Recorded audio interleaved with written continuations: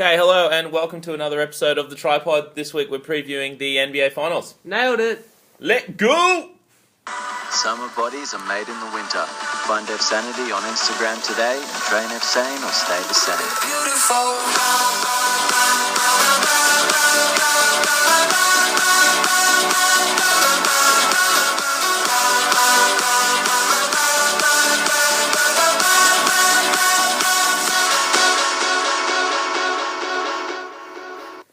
We got to give the people! What do we give them though? We got to give the people what they want. Alright, we're back again this week, previewing the NBA Finals, Cleveland Cavaliers and the Golden State Warriors. What do you think, boys? Yeah, it's been a successful NBA playoffs. This is our third pod, won money in the previous two pods, which was awesome. Welcoming evsanity to join us as he does for the ball pods, mate. How you doing? Yeah, good, thanks. Thanks for having me back, guys. Good nice to have intro. you, mate. That was obviously evsanity's latest ad spot. How's evsanity going, especially since you've teamed up with us? Yeah, good. I think it's been a successful cross-promotion. I think we complement each other pretty well, don't you? You're getting a lot of hits on your Instagram thanks to the pod, a lot of extra recognition. Yeah, definitely a considerable uptake in publicity, which has been good. Thanks for your help. Yeah, no, Evan does a lot of hard work behind the scenes to make us what we are today, and sometimes I know he doesn't feel he's like as appreciated as he should be, but we do appreciate you, bro. Yep, it's good. Thanks, Very guys. good. And you go look at the visuals on Facebook, they should be up now. He's done a damn good job with them. So, anyway, playoffs kick off tomorrow. Yeah, the finals start Friday. Yep. So, close enough. So we're just going to explain as we speak about any sport, come from a betting perspective. We're going to tell you how we're looking to make money on the finals. If you're a casual fan or you love your NBA, we'll speak about it. You'll enjoy that. We've got a couple bonus bets on other sports. There's Champions League and French Open going on at the moment. Yep. We're going to talk about the Aussies and just a couple other facts you might not know, and always looking for ways to find an entrance where we can. Finding an entrance where we can. So who are you picking, both of? Alright, listen here. Golden State Warriors are winning this, and it's not going more than 5 games, is my prediction. They have a superior team. Curry is an absolute monster dog. Kyrie is still hobbling around. He's even come out and said he will play, but he's not going to be 100%. And tell me this, how does Kyrie guard Stephen Curry? Tell me that, because Dellavedova's not doing it. Well, no one's guarding Steph Curry, and no one has guarded him all year. Obviously, he won the MVP, and we all tipped that in the first playoff pod. And it's been a hell of a playoff, so I tend to agree with you that the Golden State have killed it. In fact, Evo, before I ask you on your take on the finals, do you have a favourite moment from the playoffs so far? It's been pretty epic. Obviously, we've gotten through 3 rounds to get here. Well, looking back on our last show, you guys were definitely riding the Chicago Bulls train. Unfortunately for us, they didn't get through. I think, though, my biggest moment would have to be when LeBron hit that buzzer beater in the left corner against the Bulls in a very momentum-shifting game, and the Cavs have pretty much rode that momentum all the way to the finals since then. Yeah, I remember that well because it was 2-1 to the Bulls in that series, and we had Bulls plus 1.5, so they only needed one more game. They're up 2-1, but no, that made it 2-2, and the Bulls didn't win another game. Pau Gasol hurt his hammy, and the in fact, the Cavs, that started the 7-game winning streak for the Cavs when you look back now, because they're down 2-1 there, and they ended up sweeping the Hawks as well, and we were on the wrong side of both those series. We were. And that was the game, and I'm pretty sure that was the game where Black drew up the play, and LeBron was like, "Nah, I'm not inbounding the ball." Yeah, he had LeBron inbounding the ball, and LeBron he said, "No thanks, mate. There's like 1.5 seconds on the clock. I'm not going to get a shot off." And he told Delhi, "Just give me the ball." And we'll speak about Delhi a bit more later. We've got good Aussie representation in the finals, but for me, I can't go past the truth. Old man game. Paul Pierce still got it. 36 years old, former Finals MVP, and he's now playing for the Washington Wizards, who we rode to a good first round. Best bet win. It was the second round against the number 1 seed Atlanta Hawks. They were without their best player, John Wall. They had no one else to turn to but Paul Pierce. What do? Give the ball to the truth on the elbow with the game on the line. And sure enough, the bank was open on that night. Bank was open. And my highlight of the playoffs is probably actually the interview afterwards.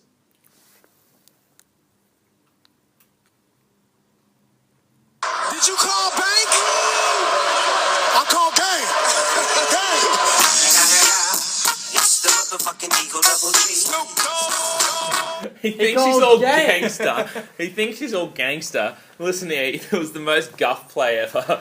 He throw it into Paul Pierce at the post. He's posting up at like the 3-point line, and then he spins and hits a fadeaway jump bank shot with three sets of hands in his face. Like if you look at the slow motion replay, he's really just trying to chuck the ball up at the rim, like just trying to get a shot off, and he misses what he's trying to do by 2 feet, and it hits the backboard and goes in. Then he gets up like a big dog. You got a favourite moment in the playoffs so far? Yes, and it also involves the truth. Truth will set you free. Game 6, Hawks up 2 or I think 2. So that same series, yeah, same series. Hawks up 3-2 in the series. Game 6, Hawks up 2. I think 2 points, 6 seconds or 3 seconds on the clock. They inbound it, and then John Wall gets the inbound, dribbles it round, can't get an open shot, kicks it out to Paul Pierce, who then hits a fadeaway 3 from the corner. Most ridiculous 3. And I was in the car park getting groceries, ready to get groceries, and I had my life on the Hawks -1.5. My life would have been crippled.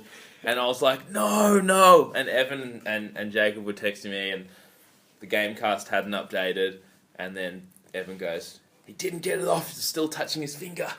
And I think I yelled in the car park. Yeah, let off the hook that game for sure. So Pierce made the most ridiculous 3, I think, for the win or to tie the game. But yeah, he didn't release the ball before the buzzer, and that's all she wrote for the Wiz. Yep. And that progressed the Hawks, and we thought the Hawks would go a bit further. But injuries have been the story of this year's playoffs. And the Hawks, I think, were the best team in the East, but their best wing player, their only player who could guard LeBron, hyperextended his knee in Game 1. And then their best shooter by far, just about their only shooter, did his ankle in Game 2. And they couldn't recover from that. No. And Game 3, despite that, still went to overtime, and the Hawks had their chance as well. But when they didn't win that one, it was definitely all over. Yeah. And the Cavs have had injuries in their own right. They lost Kevin Love. Massive loss. Led the league in rebounding last year. To lose him totally in the first round and had to come this way without him is really impressive. And then their point guard, their second best player, and their second floor general, Kyrie Irving. Some of you'll know him as Uncle Drew. Yep. He's had tendonitis, and he missed the first 3 games of the Hawks series. And he'll play, but he's definitely not 100%. And that's what you said earlier. Like without Kyrie Irving, who's slowing down Steph Curry? Well, especially for a point guard, an injury like that, where you're sprinting around, you're driving to the hoop, that is an important injury. He relies on his speed to get to the bucket and finish, obviously. Yeah. And he's not going to be the same in this playoffs. And I think Golden State can really exploit that. But I know Ev, you love the Cavs. Yeah, I disagree with Jacob. I think any team with LeBron on is the best team in the East. Yeah, and I like anyone that disagrees with Jacob. Just most people. Most girls.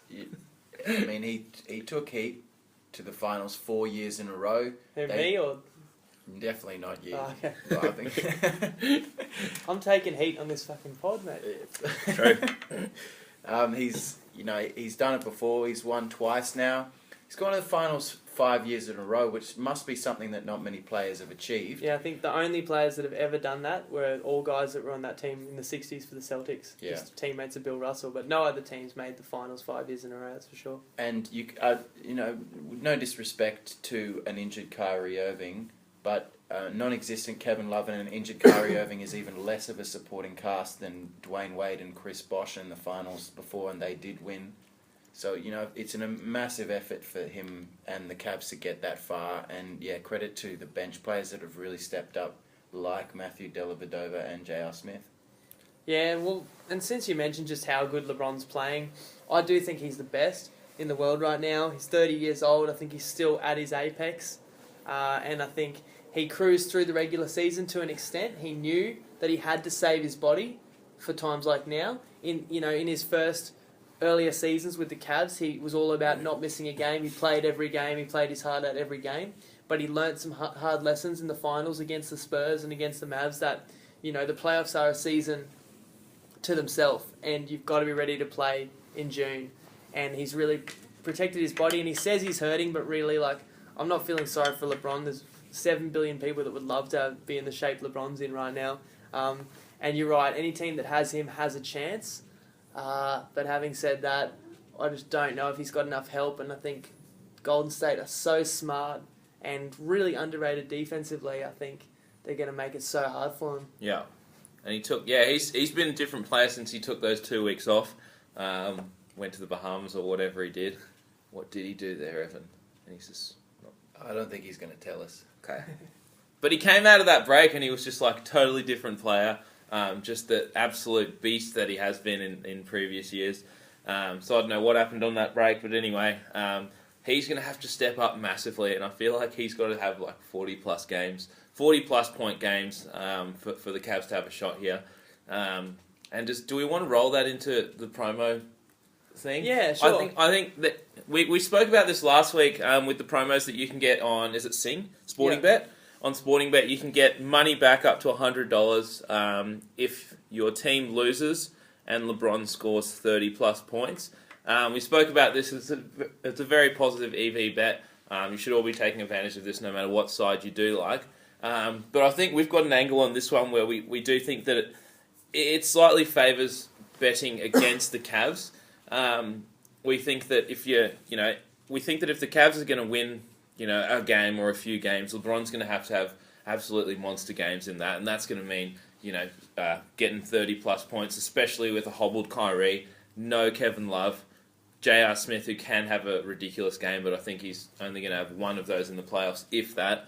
So he's going to be their primary ball handler, their primary scorer, and if the Cavs are going to win a game, I think he's going to have to score 30-plus. So I really like this promotion. I really like taking on the Cavs in this promotion, because I think that if they're going to win, LeBron's getting 30-plus.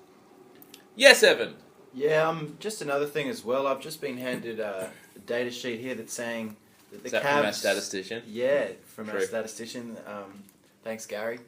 Our Cavs have been the best first-half team in the playoffs so far, outscoring their opponents by 15.2 points per 100 possessions. So it's actually a lot. Yeah, if you are looking for a bit of value there, maybe taking Cavs to lead at half-time might be another good option as well, because they do come out of the gate pretty hot. Yeah. Yeah, I'll just add to that, like we said, in any game, we're going to try and give you the best angle to win money, and we really love this promotion. So it's on Sporting Bet, and it's up to $100 money back, and it's for a lot of reasons. So if you're getting your money back, if LeBron scores 30 or more, I honestly think the finals can go anywhere between 4 and 7 games. I think LeBron's going to have probably 5 30-point games. Yeah. You might not lose a single bet, because if you bet on Golden State every game this series, you'll either probably win the bet outright, or if by some chance the Cavs actually beat Golden State, LeBron would have got 30 for sure. Yeah. LeBron's going to get 30 pretty much every game. Look, and he averages 28 in the regular season, and that's when he's trying to save his body, and that's when he's not playing in the fourth in blowouts. He's going to be playing 44 minutes a night, I guarantee it. Yeah. Another thing is, Golden State gets up and down the floor so fast. They're number one in pace in the whole league. That means there's more possessions in the game. It's going to be higher scoring games. So you try and figure it out. Both teams are going to be in the hundreds every game. We know there's no Kevin Love. That's 20 points gone straight away. Kyrie's not going to be able to take as many shots, play as many minutes. Who's scoring on that team? Like, even if J.R. Smith comes out and drops 20, their front court players like Mozgov and Thompson are not scorers. LeBron's going to need to be in the 40s just about to get a win. That's what So it's really a bet that can't lose.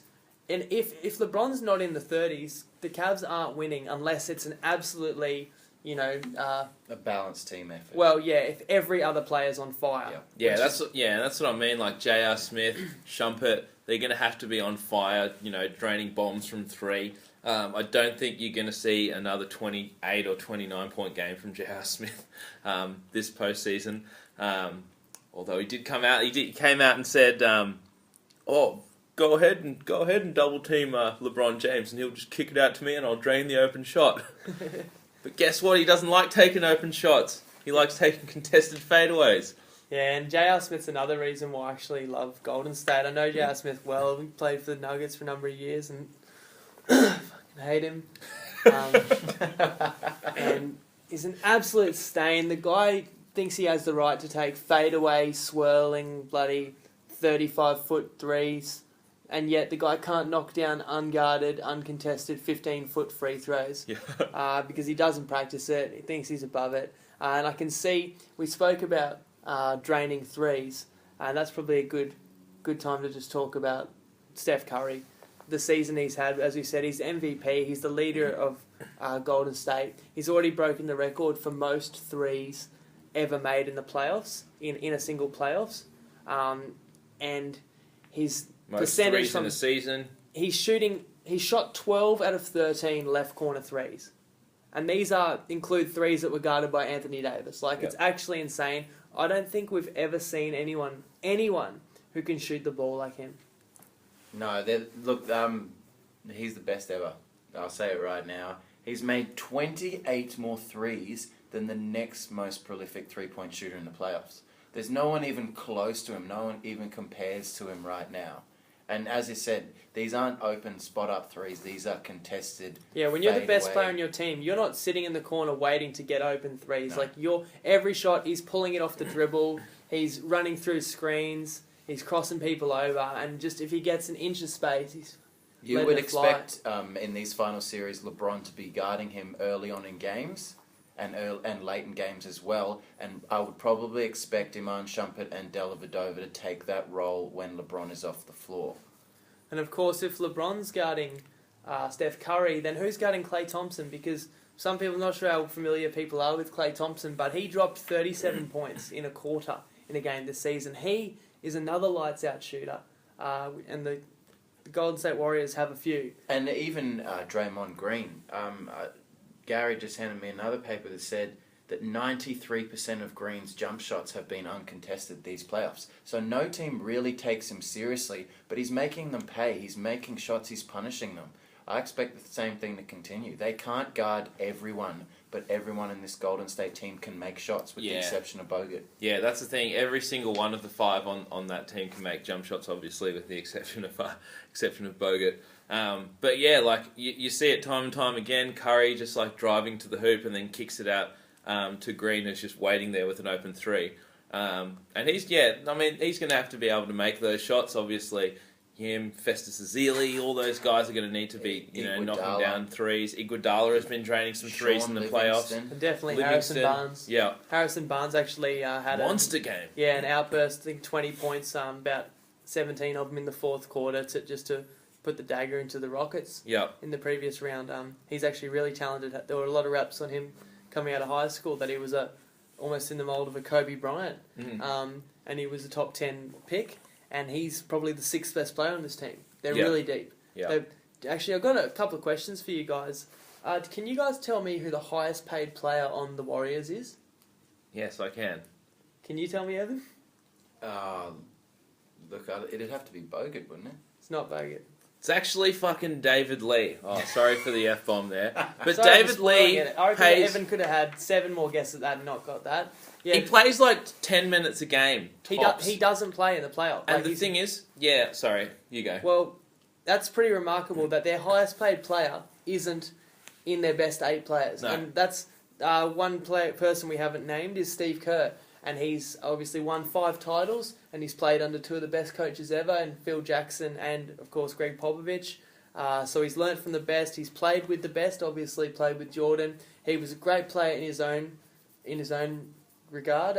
Certainly an amazing three-point shooter in his own respect. A great player, but always more of a role player. But he has a great mind for the game. He's a first-year coach, and it's the first time in history that since the first season of the NBA that you have 2 first-year coaches in the finals.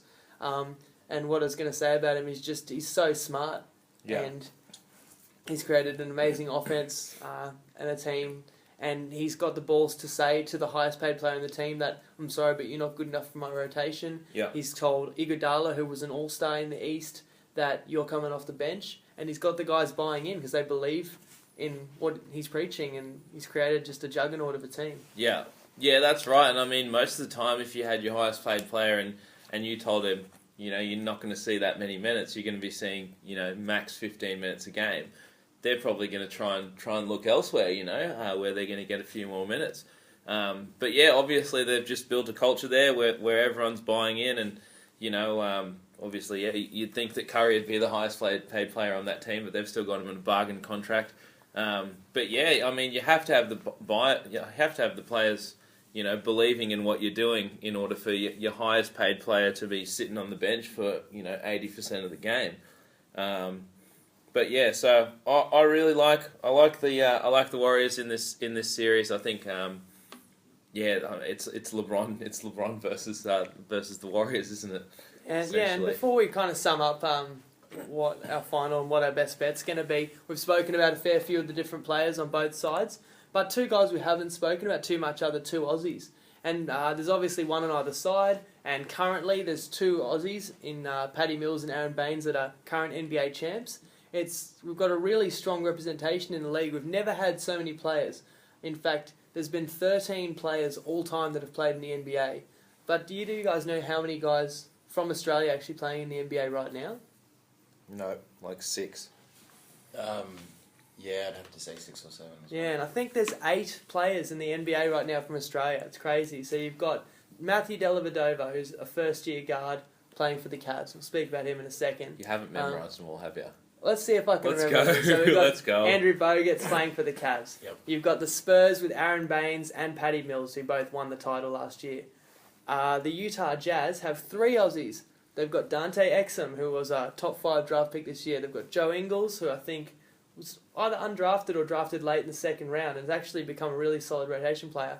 They've got some other guy called Brock Moxham, who I only saw this on the internet. But I think he's the 15th man on the bench there. Yeah, he was initially drafted in the second round by the Bulls. Yeah, so he's just a warm body on the bench, but still, any time you can make an NBA roster, there you go. And I think another Brisbane guy is Cameron Bairstow. Yeah. I've got a mate who used to play against him at Auchenflower, and he's on the Bulls roster. So I think that's 8, lads. That is 8. You've so done there well. You go. Yeah, so it's an awesome time for Aussies in the league. It's boding well for the Olympics next year, because the highest rated player for college basketball next year is a guy called Ben Simmons. He's going to be going to LSU. He's Aussie as well. And he's actually projected to be the number 1 pick in the draft next year. And he'll only be a freshman entering the season this year. Yeah, so, I've watched highlights videos of him. He's about 6'8". The dude can jump out of the gym. He's got all the fundamentals as well. He's going to be a gun. Yeah, so it's an awesome time to be a ball fan in Australia. Let's just focus on the 2 blokes that are in the finals. But I'll just kick it off with Delhi. He's become a bit of a cult. He's got a cult following in America. He probably had his coming out really for the national spotlight when he dropped about 20 in the 4th quarter of Bulls against the Bulls. I think it was Game 5 in Cleveland. Blowout win, and he just iced it. He made 3 after 3 when Kyrie Irving was on the bench.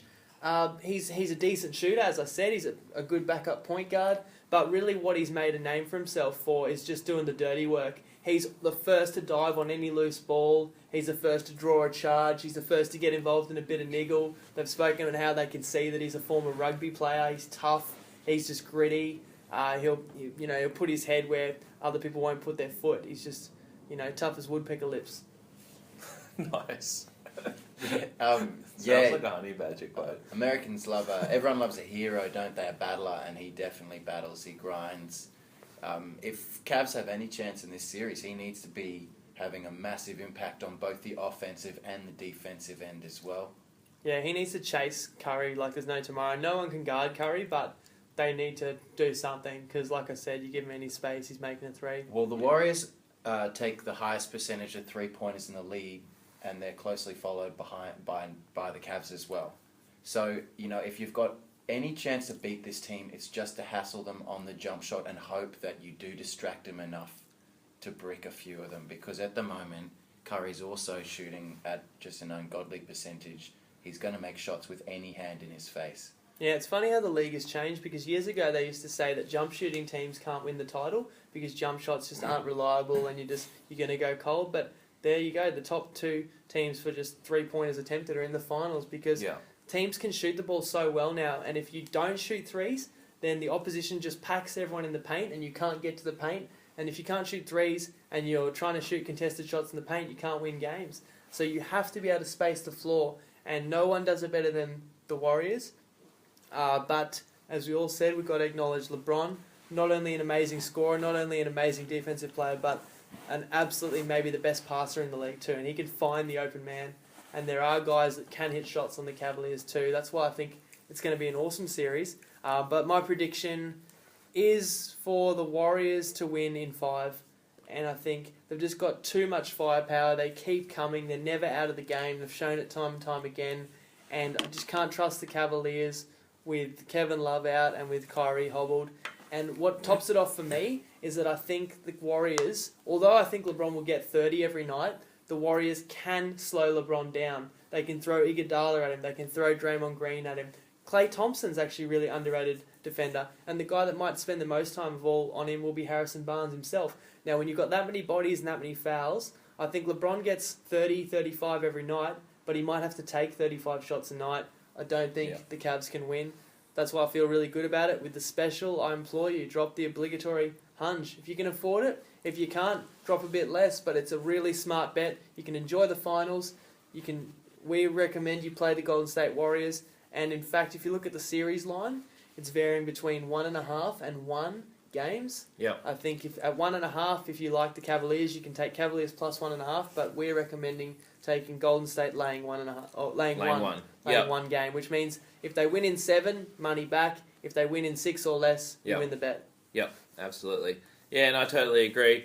I think Golden State's going to have too much firepower. They've got a fully healthy team with Klay Thompson coming back. Now he's all good against the hobbled Cavs.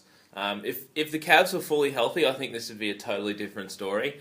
But Kevin Love is really, I think people have sort of forgotten how much he means to the Cavs since they've just, obviously won 7 games in a row.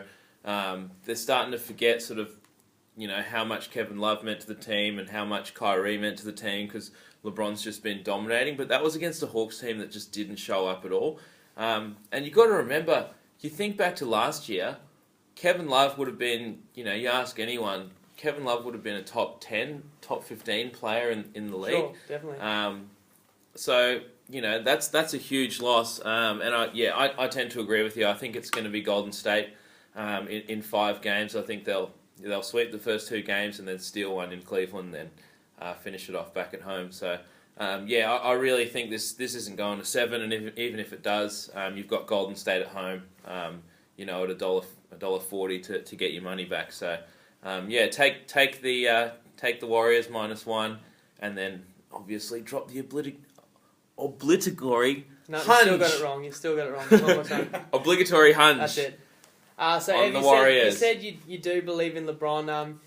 Are you saying are you picking the Cavaliers yourself, or tell us who you're picking? And if not the Cavs, tell us what, because we're not saying nothing's impossible. Kevin Garnett will be the first to say anything's possible. Anything's possible. What would it take for the Cavs to win the finals? Look, as you alluded to just then, the smart money is on the Warriors, especially with the handicap there at minus a game. But I think if the Cavs are going to have any chance, is to extend this series for as long as possible. As if you can get a few wins early on and at least get this to 5 or 6 games, more than 5 games, so 6 or 7, Cavs start to have a little bit of belief in themselves. But if Warriors come out and win the first 2 games at home, bang bang, it's good night, Sally, because they're that good at closing out. And Kerr is an ultimate professional coach. He will not let them. Is that coach? So I'm having tongue twisters like both right now.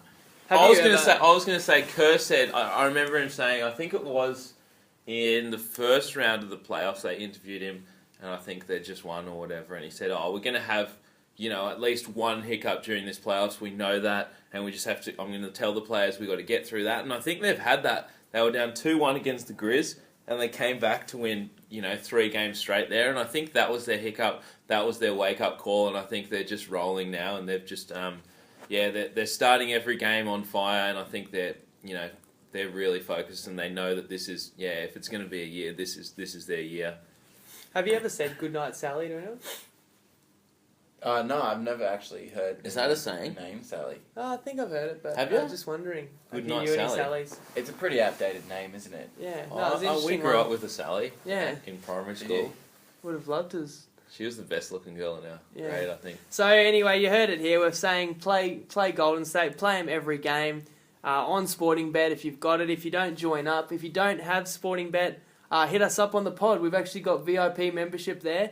We're not choosing them out of any favoritism. They just have the best promotion for the finals, and we're all about making money. So hit us up. We can get you up to $500 match deposit, and we're guaranteeing just about that you'll make money following these bets on the playoffs, because even when you lose, you'll just get money back because it's going to take LeBron over 30. So that should be exciting. We may give out a play or two throughout the series. We'll give that out on our Facebook page if we see a really specific opportunity or good line in one of these games. But we'll see how it unfolds. Obviously, things can change, especially if there's an injury or anything like that. It can change. So that's that. Before we go, there's a couple other massive sporting events going on right now. The French Open's currently underway. We gave out a winner last night. We were on Wawrinka, and he was a $3 underdog, but we had a lot of faith that he was going to be better than Fed. I know we said take the handicap, and he won outright. So that was a really safe bet, and we also said take him to win one set in a multi, and that's obviously cashed. And that's linked with David Ferrer tonight. Is David Ferrer going to win? Is he? I hope so. I personally, when we give you best bets, we're betting them ourselves, and I personally had a Wawrinka Ferrer multi, so I'm halfway there. And you're crazy, you took him straight up. Yeah, just took him to win. And that's something maybe I'll touch on really quickly, is that we don't just bet lines. I know we try and keep it simple so that people can track it, and not everyone's as familiar with betting as us. We try and break it down, keep it simple, and give people value. But the fact is, there's a lot more to it that we've learned over the years than we can explain in a half-hour pod. And there's lots of other ways that we find advantages to make money. And that's why I really would welcome any questions. Anytime you want to ask us something, is this value, or what do you do about this? And one question I get from people is, how do you know whether to play a line or whether to just play straight up for the win? And it's all about comparing numbers and which one's better value. And it's not something that anybody can always tell. It's something that probably comes with some experience. And definitely. Also, there's definitely numbers behind it. So last night was an example of making a bit of extra money by taking underdogs straight up to win. You got a tip for who takes out the French? Both are? Well, I have my life. I actually played this before the tournament started. I had Wawrinka to take out the whole thing at 31-1. Obviously, that's looking decent now. But there was reasoning behind that, because there was reasoning behind it. Obviously, the top half had some absolutely guru players on the clay. They had Ferrer, they had Murray, who's been playing really good tennis on clay, and obviously Djokovic. Not that good. Yeah, not that good. We'll find out tonight. Ferrer's the best bet tonight, plus 4.5 games. You can still play that if you haven't already. Play it. But the top half had Murray, Djokovic, Nadal, and Ferrer, and the bottom half had Berdych, Nishikori, Wawrinka, and Feds. And I knew Feds was past his prime. That's why we played against him yesterday. And Clay's obviously his worst surface. I just felt as though Wawrinka, I know he'd lost the last 16 out of 18 against Fed, but I just felt as though, he's starting to get a little bit more confidence, obviously, after he won that slam. I thought he could get through that one, and then he'd have he'd be the favourite in the next match, which he is against Tsonga, who came out of that part of the draw. But, look, you got to look for value where you can. Yeah, and betting sports is a little bit like buying stock, and you bought Wawrinka's stock, and the thing is, you've got him at $31. So if he makes the final, you don't actually think or necessarily expect that he'll win the tournament. But if he makes the final, you can easily hedge back on the other side and have a guaranteed win. That was my theory all along. I said that if he does make the final, I'm probably hedging back. The only stained thing, obviously, is if Djokovic makes the final, he's going to be like $1.20 favourite, and it's going to make it awfully hard to hedge back. Yeah, but you won't make as big of a profit. Perfect scenario for me is if Ferrer makes the final. Yeah, I'd be then happy with that. Then it's going to be like a pick-em game, and then I can easily hedge back. But I'd be more than happy with that. Yeah, we'd love that. You to been following the tennis yourself, Ev, or more of the football a little lately? I've been really getting into my English Premier League wrap-up and UEFA Champions League final coming up. Got to wrap it up. Yeah, and if you are a soccer fan out there, this really is the pinnacle, and I can't wait for this game. And that's one last sporting event we're going to talk about, and we're going to talk about it because there's money to be made here too. There's no international tournaments on this year. This is as good as it gets. The best players in the world. This is where they play club football and where they really build up the best partnerships. And you've got Barcelona, who's a historically great team. They've got the best player in the world, probably, in Lionel Messi. So you've got the best player from Argentina teamed up with the best player from Brazil and the best player from Spain. It's in some ways it's even a higher level than World Cup football. But this Juventus team isn't to be taken lightly either. They've got some of my favourite players too. Some players I saw personally at the World Cup, like Paul Pogba, who's probably going to be a top 5 player in the world, French player who runs like a gazelle. Vidal from Chile as well. And we're reuniting Suarez with Chiellini's shoulder too. Oh no. And Tevez as well. So I can't wait for this game. There's an awesome promo, but why don't you just break it down a little bit further for us, Dave? How do you see this one? I was confident that Juventus could get past Real Madrid in the semis, just because I think Real Madrid are a little bit like the Cavaliers in that they sort of go through Ronaldo like the Cavs do with LeBron. He might not score every goal, but Ronaldo has a hand in almost every scoring possession. He's either crossing it in or he's dumbing for someone. And Juventus are a very good defensive team, and they were able to shut Ronaldo down before he did too much damage. They got that penalty and they got the draw that they needed. Classic Italian style, really. Yeah. Just being able to close the game down with a penalty and defend. Yep. Yeah, so that was for me that was an expected result for them to get past Madrid to get to the finals. But now Barcelona is an entirely different kettle of fish. As you said before, they are a historically good team. I was telling Alex before the show started just how that good they are up front too, because even if Messi sort of coasts through the game like he has done in these final rounds, you've still got guys like Suarez coming out, Iniesta as well. These guys are absolute mavericks too. They can score goals and they can create something out of nothing. So I just think that Barcelona will be too strong for Juventus. There may be a draw after full time, after 90 minutes, but I think that Barcelona can close this game out before it does go to penalties on Sunday morning.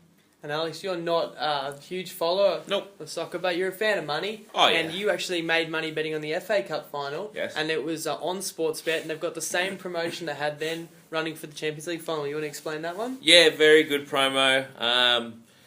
Bet on a side in the head-to-head, or win-draw-win market. And if it's a draw at full time or the match goes to extra time, you get your money back. So, look, in this one, I think the draw's paying, $3 something?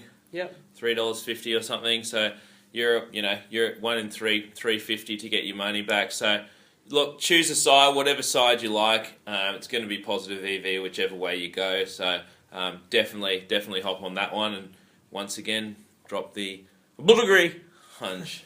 You're really struggling with that one today, aren't you? Yep. That's it. Just a So pretty much 1 in every 3 or 4 football games ends tied at 90 minutes, and when it's a final, that likelihood increases, and the money back if it's tied at 90 minutes. So don't bet on a tie at 90 minutes because you either win or you'll lose that one. Yep. You can't get your money back. But pick a side you like. I'm certainly not going to sit here and tell you that Barcelona isn't going to win or any reasons why they won't win. They absolutely can get a goal out of anything and they can win. So if you want to bet on that at $1.60, you've got a really good chance to win money. And if you don't win, there's a high probability it's going to go to extra time and you get your money back.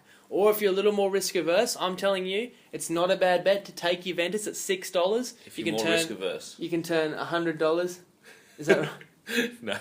Less risk averse. Yeah. Sorry. Yeah. My economics. Risk taker. Yeah.